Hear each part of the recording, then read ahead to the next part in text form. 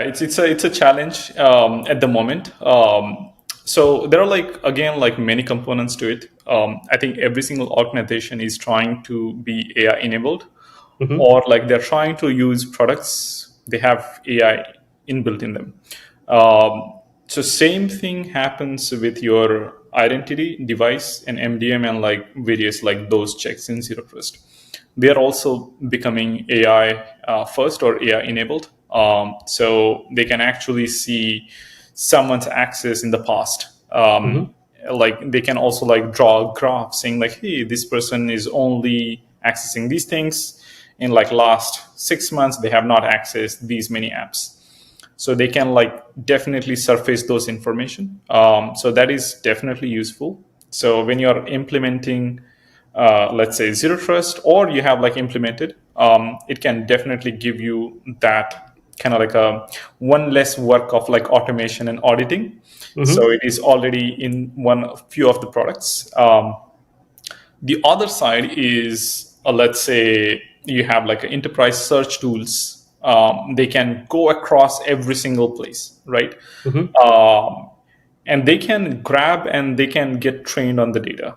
Um, so it kind of like bypasses all the zero trust stuff, because you have like, let's say someone give admin role access on Google Workspace Hmm. in a main OU, and they can read through all the details, emails, documents. That basically just like bypasses all the rules, right? But in that scenario, you need to have a strong vendor due diligence process. That's what I feel. This is, I'm talking about AI enabled products. That Yes. means there are companies who are like actually have valid contract Hmm. before they are like installing anything. The other stuff is shadow AI. Or let's say like meeting notes app, or even like apps like Grammarly and stuff like that. Sometimes they might have like a policy of like reading the data and like training on top of it. So having those kind of like an audit of app is also like a challenging, because let's say 100 employees, they might be using like 200 tools overall, and like out of which 50 of them might be like heavily AI driven, and that's like hungry for grabbing more data because they can train and be more precise the next time. Right.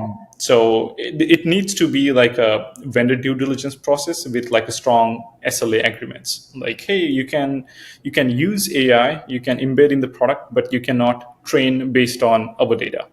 You can also have like data residency policies as well. Like if you're like using it, you cannot scrape. You have to like mask the PII information. It totally depends on like organization's appetite, risk appetite. Hmm. And you can also like tell them like what is your retention policy. If you're using the data, let's say I'm writing a prompt, I use the AI tool and the product.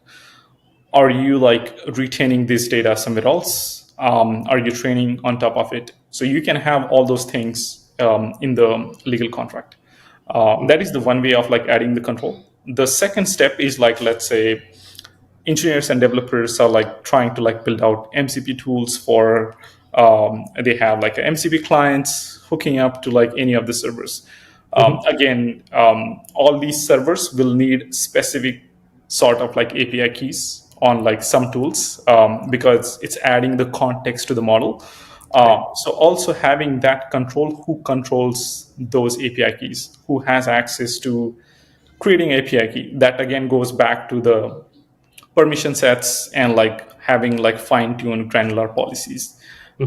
So it's a bit challenging, and I think I'm super excited about like AI and like all this stuff, but it also like brings in like new challenges. And it, as this is like still in a developing mode, so I think in like next few months we will, I think few months or a year, we will know, okay, this is the norm. Yeah. And additional stuff is like, again, like when we talked about non-human identities, these could be like a shadow AI identities. Like a Yeah. developer A has like a normal access, but they have created like shadow AI identity, which can also have the similar access, and how we can distinguish between those two and like add the similar controls.